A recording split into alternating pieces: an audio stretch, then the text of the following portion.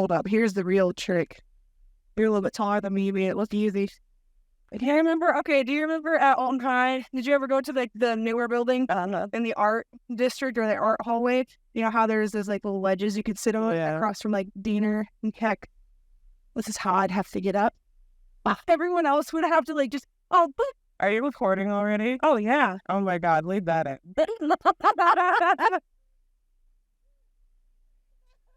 Exactly. Wow, take here. And thanks so funny because I was just scared. Oh, why? That just I'd break my neck. It hurt though. It hurt. It hurt. I went to hide this. You know what I didn't realize? That's interesting. You're friends with Kendra Green, aren't you? I had no fucking clue until Zane told me afterward. I had the best ever podcast with her. Like, it was really our first time, I think, meeting in person. And he had me like click with this chick. And he's like, yeah, that makes sense. It's like one of CyRhen's really good friends. Yeah. And I was like, oh my God, shit. So we don't really hang out or anything like that. I talk a lot online and we get along really well. I go by the restaurant all the time and I'm always like, bitch, why you fucking count? He's like, I know. But it's only worth it because she was like, yeah, all the employees make $15 an hour. I'm like, all right, you can have my money. Okay. Yeah. It's just supporting like a good That's cause. what's up. And everyone like it has that honey baby, attitude. So I'm like, oh yeah, that Southern hospitality almost right here. Yeah.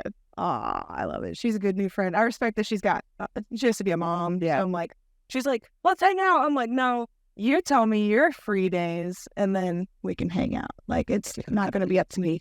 All right, you ready? No. I'm already starting, but welcome to the podcast.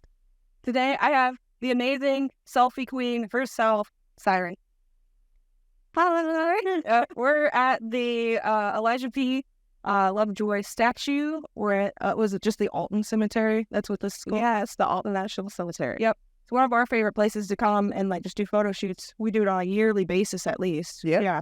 It's one of my favorite parts of the year. Yep. Always. And I was telling, and so other people have already heard this story like in other podcasts because I've talked about you already. So you mean a lot to me without being weird. You know a lot to me. Oh, I hope all good things though. But tell nobody when I'm bad. No, you're not bad. What are you talking about? But I remember whenever I first heard about who you even were before I even knew you was through some person. We're not going to talk about who, but he was like, she's the queen of selfies and would show me all your pictures. I'm like, God damn, she is. She's hot as hell. How do I get that good? And then slowly we became friends over the years. And then I remember when I was like, finally, like, how do I look that good? How do I do that? And you're just like, take a shit ton of photos. Yes, like a million of them. And I did it. Yeah. And I feel confident now. And you just take a million of them. You take so many because you have to get used to looking at yourself. That was something I learned really quickly with the sun pop right. I know, but it's perfect shaded. You see that? Oh, you can scooch over. Oh, we're still in it. Okay. But yeah, like it was one of the first things that I realized growing up that, like, especially being alternative, I was used to being ignored or people like pretended they didn't see me. And if they did see me, it was never a good reaction. Yeah. So I didn't really know how to feel about myself within myself. So the only way I could make it make sense in my mind was to force myself to look at myself in so many different lights and so many different poses, smiling, laughing, crying, anything, just to see who I am through my own eyes and not have to worry about perceiving myself through someone else's perception of yes. Yeah. So yeah, take a million fucking pictures. A million fucking ones. Yeah. And then find like the two that have the spark and then pretend the rest didn't happen. 100%. Anytime I'm doing a self-portrait project, and that's how I practice mine, at least 200. Yeah. I used to think that was so silly. I remember when Kim Kardashian talked about how many selfies she would take. I'm like, no way, you have to be self-conceited to do that. No, that's just a part of the process. Don't judge it. Yeah, like there's a thing that you're looking for, like, or you'll do a pose and you'll think it happened, and you take the picture and you're like, it did not happen. Okay, I'm going to have to work on it. There's definitely been a few days where, like, I do the whole session, and I'm looking at it real hard and editing. I'm like, what the fuck is wrong with this? I'm really staring at it. You know what it always is? If I have eyelashes on or not. Actually, that makes it bright. I don't wear eyelashes. We got mascara though. Yeah, I mascara. You know, I got black people like so they curl naturally. Yeah. So I just pop some mascara. I used to do that to myself because I know every time I have on lashes, I'm like, who is she? Yeah. Who is she? So I try to keep it to a minimum. Yeah. And it's so powerful. Yeah, I could just fly wherever I needed to go. Yeah. Blink real fast and I'm gone. That's what happened. My wedding day, I wore lashes and it was like a windy day on the bluffs. And I was like that girl in the one video on the speedboat. I couldn't fucking look anywhere. I was like shit whipped by the air. That's legendary. It's great. That's when I was like, you know what? I'm just gonna wear lashes for pictures at home, and then immediately take them off. I feel like it's like any kind of artist. If you can't look back at a time where you sacrificed comfort for beauty, you're not a good artist. Like in any sort of way. I'm not talking about like makeup, eyelashes, or anything. If you did not sacrifice your own personal comfort to make or create or do something beautiful, I don't know if you're there yet, bro. Yeah, like us right now, sitting up on the scary ledge just to have a cool background. I'm fine. Like I hopped up over here. I was like looking over the edge and stuff. I'm like, I have vagal problems. I might pass out just from like.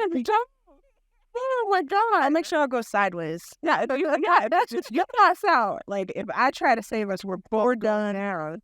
We're good. We're not going to think about it. Yeah, that's. Wow, look at the beautiful printing press. Wow. Yes. Look at that. Good old Lord and Savior. Elijah P. Lovejoy. So, to no one. You're also not only the selfie queen, a goth queen. One of my top 5. You are number 1, not to judge anyone else. No one should even be compared to you. Thank you so much, very gracious. I did go to Amanda. I've been to both of y'all's houses, but it was pretty fresh whenever I came over to your house recently. Yes. Oh my God. So it's probably developed. Come over. But my God. I went to Amanda Williams' house for the first time, and I think, oh, my house, like, I have Halloween up year round. Like, I'm so goth. No, I go over to this bitch's house. Fucking bats flying up the wall. Yes, bat decals. She's got witches' hats floating in the hallway. Oh, like everything you look and see, like you would love it. Like it makes me feel lesser of a goth. It's good. I know. Yeah, like, well, I guess the way it could be explained is everything in my house is orange, purple, green, or black. And except for like my carpets and stuff because we rent. Whereas, but like, and then I have ADHD is what I have. So I believe that I have everything that I appreciate or love up on the walls because if they weren't there, I would forget about them. So just imagine goth boho maximalism and either everything is really dead or there's plants. So everything is really dead or really alive. Or on its way to death. Yeah. Yeah. I mean with plants. Yeah. No, truly. Because I have one and I'm like, what won't you work? So it'd be like that. I look at people with real good green thumbs and I'm like, how? Well, like, you must not be depressed. Like, You have to do a photo shoot in my house. My house photos that takes up my entire bathroom. Oh my gosh. She's wild. Do you go to the Godfrey El Mezcal ever? Yes. Did you see their pathos? Yeah. Oh my God. Mine's wimpy. I can give you a cutting. You know, yeah, I have one cutting that I started for someone else. I took off my pathetic little thing. I was like, I'll do this to them. Maybe they'll continue the legacy of this poor plant better than me. Well, your child's still out there living. Yeah. Hopefully. But yeah, I'd like to think I'm pretty good at it. Yeah. What do you think? Like, was there like a time in your childhood where you were just like influenced to the worst degree by something? Mine was Beetlejuice. Like, what was like, okay, I want to be. So I'm 32. Yeah. So for me, it's this for a lot of people, but for me, it was this from the very beginning. Yeah. The Nightmare Before Christmas. It came out it came out 2 years after I was born. And so, like, from 3 on, it was my movie. Like, yes, I was obsessed with that. I knew all the words. I could probably recite it word for word now. We watch it every year, multiple years for Christmas and Halloween. And it really just... So I will say it. Tim Burton is not my favorite person. No, he's racist. He's a complete dickbag. Yeah. Complete dickbag. But he did help me really early on in my life realize that, like, there could be a beauty to dark things. It was not predetermined to be ugly or scary or that it always had to be terrifying or aggressive in any way. There could really be just a soft beauty to something that was like a little, well, they're bug full of my hair, a little different or like strange or just, he was creating characters like a dog that died that falls in love with another dog, and she wasn't worried about the fact that he was dead. They were in love, like, and as silly as it sounds, it's a beautiful concept. So it really helps me kind of understand that there could be multiple facets to darkness. Yeah, and it didn't have to be like, oh, you didn't have to be like, the God kid. Yeah, fucking South Park. Yeah, flip. Yeah, that was me at one point. No, yeah. I always, like, because whenever I was younger, I always wanted to be seen. Like, that was, like, the big thing, especially, like, middle school and high school. And I never thought that I achieved anything close to it. I was always like, I'm never like them. I never like them. And then, like, now as an older, and I look back, I'm like, look at that little girl go. Her little side bag, Hello Kitty. Oh my God, do you remember when I first met you? Again, we won't speak about how. Yeah, but when I first met you and I was coming to celebrate your birthday, I didn't know you. Yeah, and I didn't know what to bring you, and I felt bad, so I ran across the street to Robert's Motors, and I thought, and I was like, this is for you. There's like an 80% chance they watch this. I don't know. They're good fans of me. But that was a long time ago.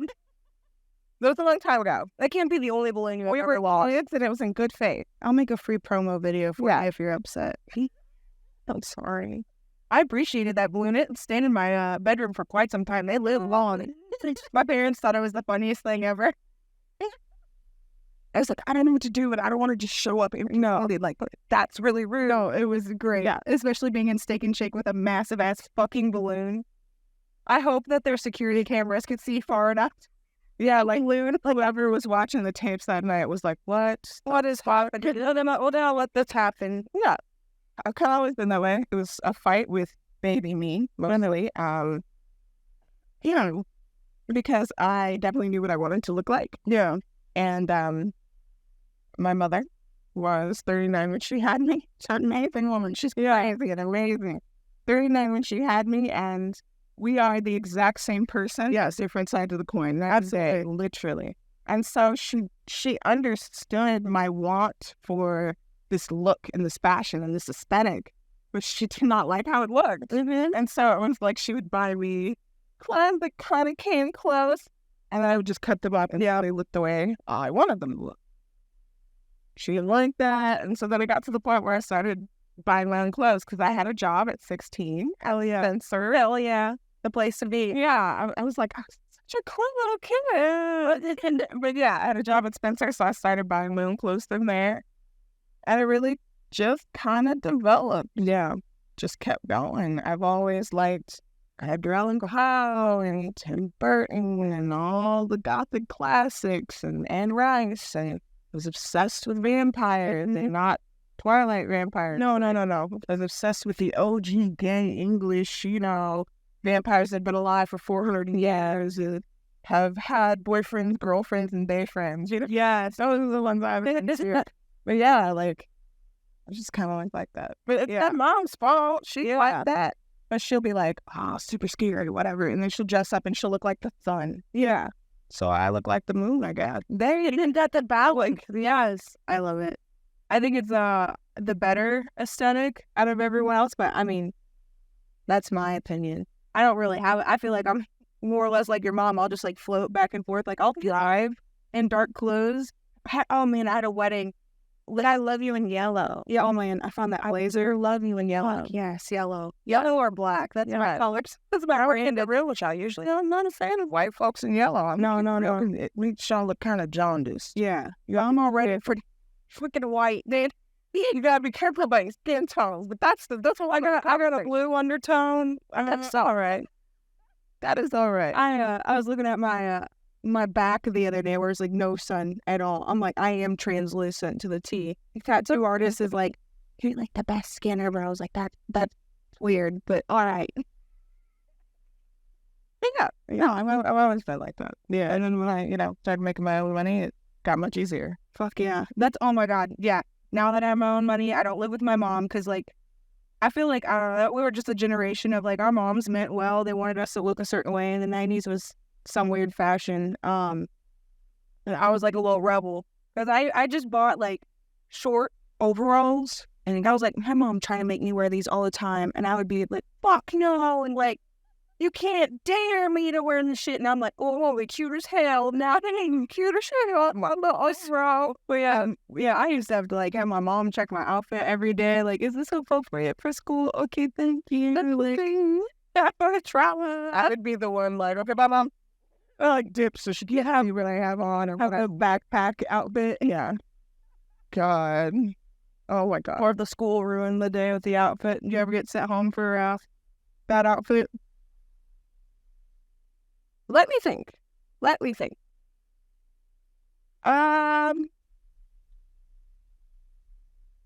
No, I don't actually think I ever got sent home, because I think most of the teachers knew that it wasn't worth it. Yeah. Like, they were like, you look fucking weird, but I know you're a good kid. Yeah. And they just didn't say anything. Looking back through the yearbook, especially Alton High School, I feel like we were pretty emo sick. High school. Yeah, very sick. Even like the preppy kids kind of too. Did you know that Midwest emo is its own thing? Yeah, alternative. Yeah. Like Midwest emo is its own category. So fucking beautiful. Yeah. And I didn't know that. I just assumed that like emo was emo stuff. And so I would start talking about the emo bands that I enjoyed with people on the coast, like my boyfriends out in California. And they would be like, what the fuck are you talking about? I'm like, what do you mean? And they're like, we don't listen to that. Like, well, yeah. About a drawer? No, that. Oh my God. So, yeah, there's a lot of stuff that I get like culture shock whenever I realize that other people didn't get to appreciate. But my favorite genre, whenever I got into like the more emo side of stuff, was like the sad boy shit, especially like real friends. I'm like, oh, y'all don't get to appreciate being stuck in the middle of a cornfield, being sad about your relationship. That's all right. So I liked the sad boy sound, but I didn't like the sad boy whining. Oh yeah, like men whining. That's right. So what I ended up loving was like whiny men who made songs about women who hurt them specifically. Like specifically, there's something about that subgenre of subgenres that just slap. Like all of them. Yeah. All of them. Yeah. So I don't know. Something about that specifically just slaps. But I guess when I hit high school, I got angry. So I started listening to much angrier music. Like the like nothing, not like that. Like fuck the establishment. Yeah. Down Washington. Yeah. Kill your heroes. Like, and yeah, like weird. Yeah, and it. I don't know. I think it was really formative for me. I'm still very outspoken. Do you ever like think of some of the music that was like were pops when I was in middle school? I used to listen to I Set My Friends on Fire and Chiodos like all the time. And now if I like listen to those lyrics, and if I were to know that my like little cousin that was my age now listening to it now, I'm like, you're a psychopath. You're gonna kill someone, bro. So like. But now I'm just like, standard. For me, it was Korn. For me, that band was Korn. Yeah. I still love Korn to this day. I don't care. Everyone hears me admit that. I'm 32. Tell me what you will. I'm a new head metal canon. Yeah, like, it is what it is. Yeah, like, so.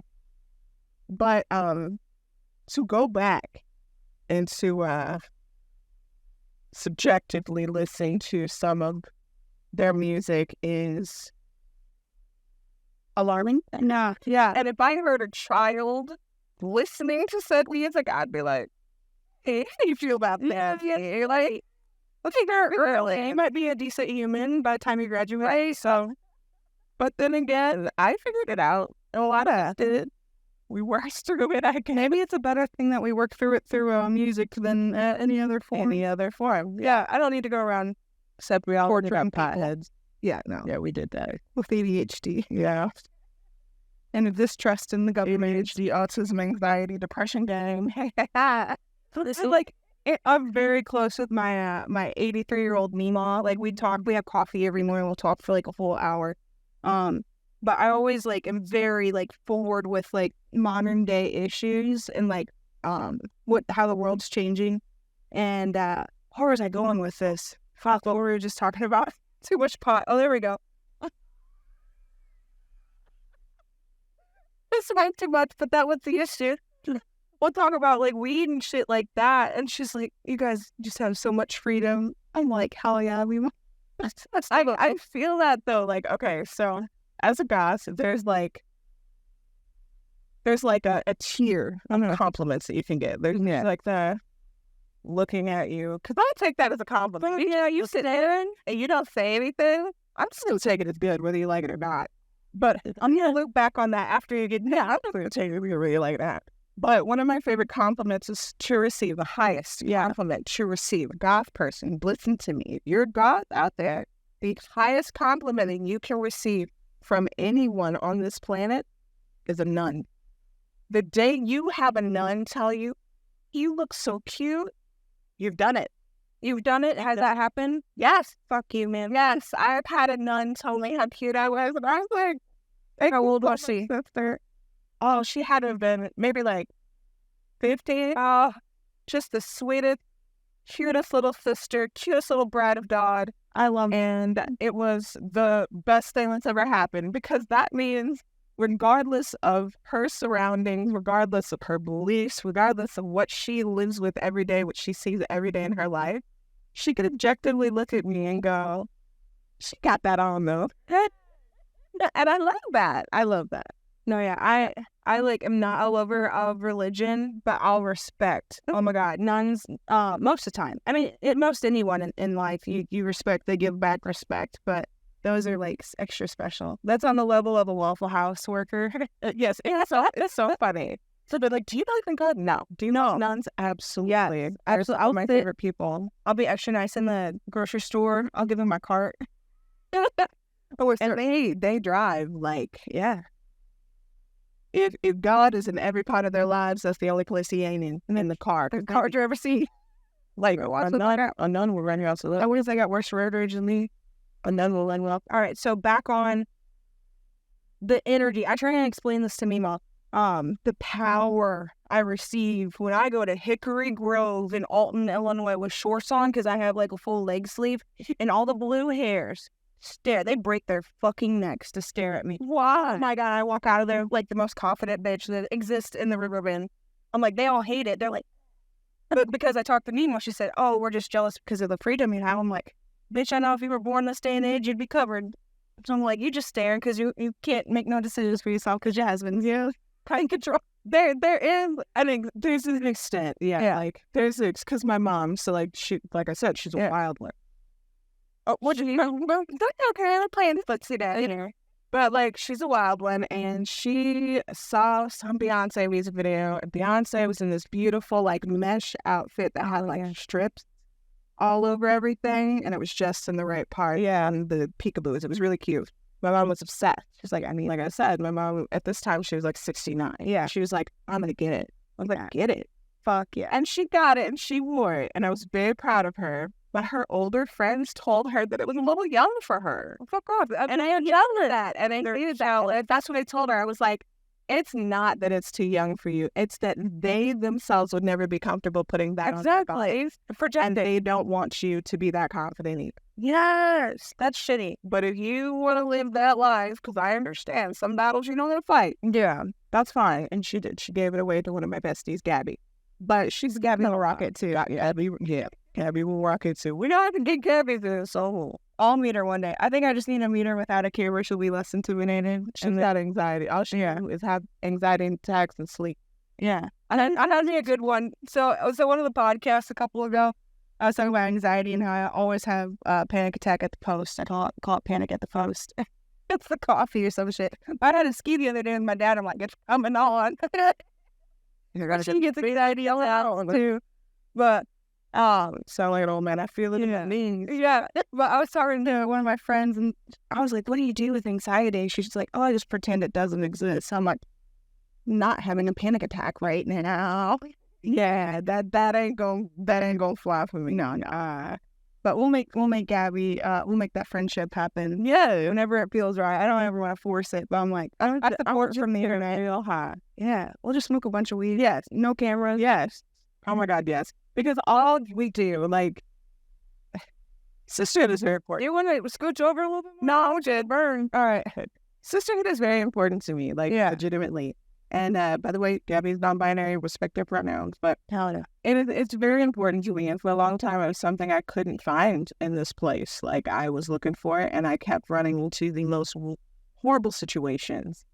And just recently in my life, I've come to collect a group of friends that I feel wonderful about. Most of them provide me with this wonderful amount of sisterhood. So, like, you and creativity and beauty and art, you and Gabby and just a ton of my internet friends, Giovanni, like, all of my friends are just amazing. And I think it's a big reason that I'm amazing. Yeah. All of my friends are too. And that fosters itself. Yeah. So yeah, we're gonna get her out of here. We're gonna get her on here. So like a big like reoccurring like topic is definitely like surrounding yourself with the people that make you feel the most authentic. And then also being self-aware of like the light that you put out and making sure that you live your most authentic life. So then it gives not authority, but it gives other people comfortability for them to be themselves. People a license to do so. Yeah. So it's real important. Like even with like I talked with Mars. Mars I think is a beautiful fucking person. And they're very powerful and they don't understand their own power yet because they keep on like listening to other people. Yeah, I'm like, don't fucking listen to these losers. I'm not so. And their energy is so soft. Their image is powerful. Yeah, their energy is soft. You float around everything in creativity from wire wrapping to my ADHD. Yes. Just like constantly, whenever it seems like fun doing it. I mean, I feel like that's anything in art nowadays. If you stick with one thing too long, then you kind of get left behind in the trends. Yeah, like, so as of late, I've definitely been reconsidering writing, which is what I started, which is the funny part. When I was younger, it's what I wanted to do. I actually started college for an English degree. I was very serious about it. But like ADHD and like autism or just neurodivergence in general, I was like, this shit fucking sucks and I don't have to do this shit. Yeah. So I didn't go back. And I'm not going to be the bitch that tells you to go to school, okay? Like, you can do what you want to do, all right? You can do it. It'll be hard. You're going to have to work. Fucking do it. But yeah, so, but I've been really recently considering writing again because I think that my interest in art, it comes like seasons, but it's like what I'm doing. So, like, right now, I want to write right now because I'm 32. My mother's 72. So, no, my mother's 71. Yeah. So, she's getting older, and I know that I can write, and it's always been a dream of mine to have some sort of written or oral account of her life. Yes. And so I was like, why not do it your damn self? Yeah. Why not do it yourself? Yeah, friends. If you need to edit it, they can help you. Yeah. So I think, like, I want to start writing so I can prepare to be, to tell the end of her story. And I'm excited to do that. And, like, before, it was definitely more driven on survival. Yeah. These were things that were readily available to me. This is, well, I guess y'all don't know. I'm a wire artist and I make jewelry and stuff like this thing. Wow. Out of wire. So it was things that I could find access to, and I knew I could express my creativity through it, and I knew I could find people that would appreciate my creativity on maybe it wasn't a precious stone, but enough people appreciated my work, and to the point where I got to work with semi-precious stones and ultimately diamonds and precious stones on a lot of personal milestones that were really awesome. But like, I don't want to be an old master. I want to do something else fun. Yeah. And so I started painting. Had no idea what I was doing. I'd probably paint like an idiot, but it makes me feel good. And I've sold a couple pieces. So hey, yeah, in this economy, right? Yeah. Like, I was like, you're buying art? What? You must be making something over 22. Yeah, like that. Like, but yeah. So it really depends. And when I'm with myself and when I'm working on myself, it's reflected through my art and my makeup. So I don't know. it just depends on what season of my life I'm in. I guess right now, I think I'm gonna start writing. I think I'm gonna hold you to it. Okay, so that's what kind of started this podcast. Is I realized that people die. All right, very morbid, but it's the truth. We're morbid people, and it's all about what you can have for other people to enjoy. And I sat with my Nina one day and used these audios, and she's like so against video nowadays. So of course I didn't film it, but I sat and asked the whole entire oral family history and then all of her opinions on everything, and just to have it. I'm gonna try and do it more. Yeah, but like even if you don't agree, just have it. Yeah, to have that artifact and be like, hey, at one point our family thought like this. Yeah, and all exactly. That's neat. Yeah, and I want to do that too. For me, it really starts with my mom. She has everything to me, and all of my grandparents are gone now. At one point, there was 6 generations of my family. Yeah, which is insane. Yeah, when I looked back and like thought about it as a kid, it wasn't that big of a deal. But when I think about it, I'm like, 6 generations. They probably lived old. Yeah, they did, and they all had birth early, or the vet. Young teenage babies. They birth early and lived long. So yes, they had figured out a different time. Because I was, like I said, my mom had me 32 when she other grown children by the time she had me. I remember my mom, like our Southern family. My mom was adopted, but down in her Southern family, she had an aunt that was like 20 years younger than her. I was like, yeah, that's the way that they work back. That's how it be. Yeah. So and she has her own art. Yeah. And it's hard to explain because nowadays people really try to rely on what is tangible when it comes to art. And there's I think a whole movement, I don't remember exactly what it's called, but it's there's a portrait artist. Yeah. And he's been painting portraits of people, and then after he paints them, he immediately destroys them. Okay. And so, and he'll paint a block of paint all that way on the canvas, so you can no longer see the rest of it. And the only person who saw it was the person that it is painted out, or the people who came to the opening available, which was a private event. Yeah. So and it was reserved for friends and family of the person who was portraited. So I was I love that concept because it is living art. That person becomes the living art. You can't just go look at the painting. You have to go look at that person. Yeah. And I think that it's a really interesting way to do that. Even with some of our local artists, Monica Mason. Oh man, yeah. She's painted her community portrait project. She's painted some wonderful people that I've, seen around town. I've recognized the faces, but now I can really look at them and I can learn about them, and it inspires me to stop and speak to them. I saw a picture of you hanging up at the Post Commons. I saw a picture of you hanging up here or there. I saw a picture of you in St. Louis, and I think that's a really neat concept because everybody has hometown heroes. Yeah, everyone has hometown heroes, and it always feels like a shame that you can't show them to the world. And kind of doing the best you can to do that. Yeah, I am so in love with our community. I always try and hyper-focus on just the good parts because all cities have bad parts. We have them there everywhere. Yeah. But oh my God, Monica, and then my big superhero is Michael Snyder. He's the ultimate just fucking do it. Don't put that much effort into it. Not saying he doesn't put a lot of effort into it, but he just does it. Don't worry about it too much. Don't think about it. Materials will come to you. And all the different media will happen. I remember he was at one of the meetings that we had before the big revolution stuff happened, and they were really talking about live art and in-person art, and he took it and fucking ran. No, we're so blessed for our community. We have so much art. It's got a huge support system, I believe. You just have to get in with the right people. Identify the right one. Yeah. And then there's so many different cliques too that you'll fit in. Yeah, you just have to go try them out. Dedicated to their art. Yeah. There are a lot of, fair weather friends, fair weather artists, and things, but no, there's so many people here who are absolutely dedicated to the art they create and what they do, whether it's food, whether it's music, whether they're painting, whether it's tangible art, whether it's words.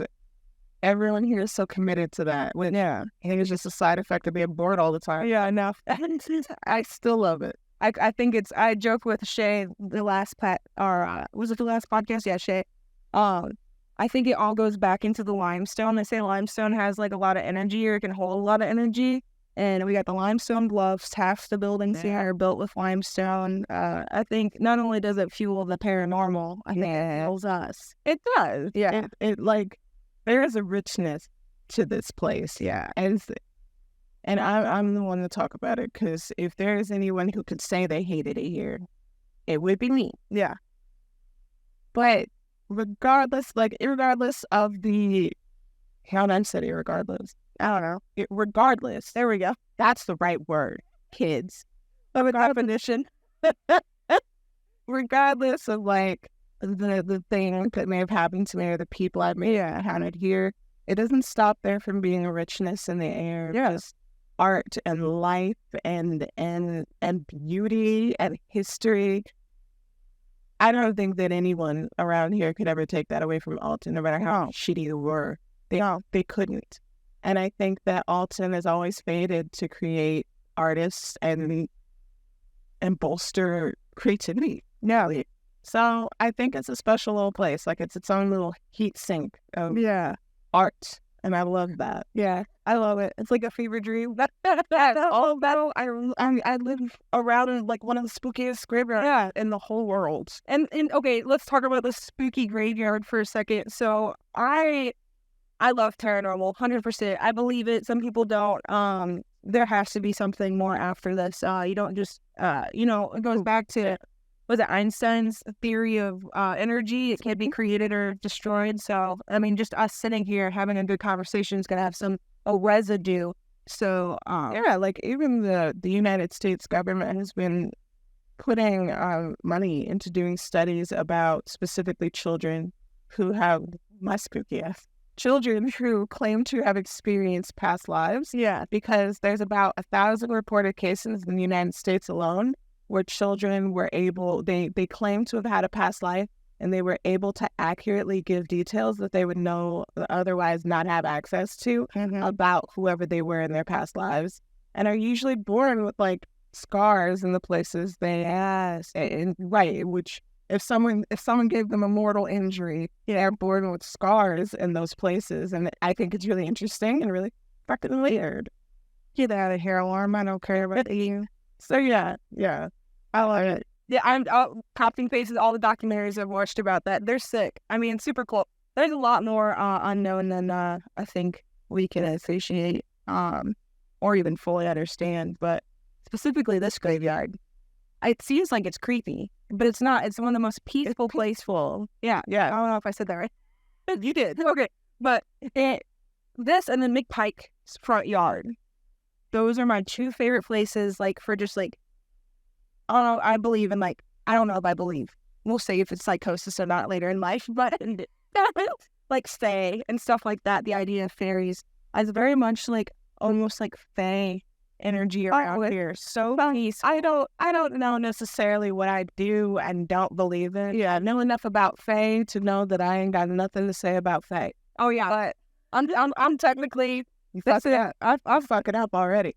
I know my soul. I am one. I know enough to say I don't have no opinions on it. That's like the Chilliwack, But there's definitely a magical energy here. Oh yeah, I don't know what magic is or what you can use it for exactly, but there is definitely an air of magic here. Oh yeah, maybe it's like all the famous people here. Yeah, I don't know what it is, but there's that. Yes, I love it. This place is magical. It really is. We are the nerdy goths that you will see having photo shoots here. I really don't see any other photographers. Don't you dare fucking come here. Yeah, but don't. Like, we're calling you out for not doing it, but don't switch up. I'm going to come out of a grave, right, and be keep like that same energy. Unless you're friends with me, unless you're Mars, Amanda, anyone that's been out here for a photo shoot with us, you have to invite only. This is the only place. I'm like mean, like in the camera for you. But I mean the promo for our episode. Don't come to where we shoot. Like, this is an undisclosed area. Sacred. Okay. All right, they bitches don't like me, so I be here. Don't Yeah, fuck me. we'll come out of nowhere. We'll come out of the Eagles.